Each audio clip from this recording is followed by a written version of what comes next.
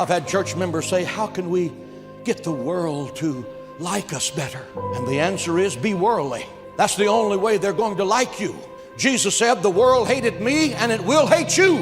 That means if you're like Jesus, the world will hate you, period. And if it doesn't, it's because you're not like him.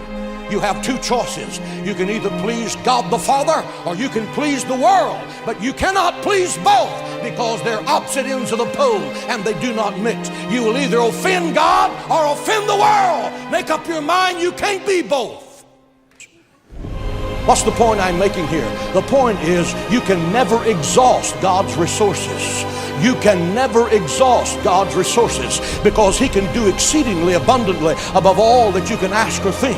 You can see his mighty power, but when he gets through, he's not exhausted. He has much more strength ready to give you from day unto day. He can defeat any giant that's before you. He can produce streams in the desert. He can produce manna that will fall from the sky. He can send cloven tongues of fire in the upper room. He can walk on the water in the Sea of Galilee and salvage you. The thing that you think is about to destroy you, he can use it for a sidewalk to save you. When you grow weary, he can make you to run like Elijah 40 miles before the chariot.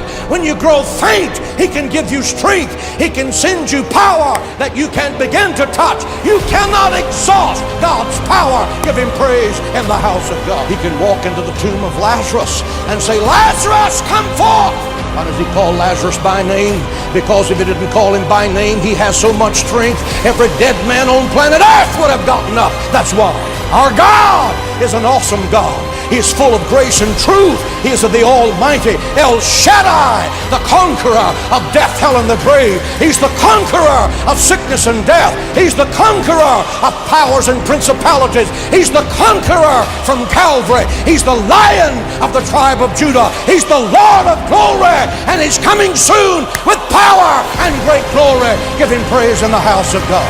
This is about the eternal souls of men and women. This is about your sons and your daughters. This is about the future of this nation. It's time for those who name the name of God to suit up and show up. This is a fight to the finish, and I intend to win it with the help of Almighty God.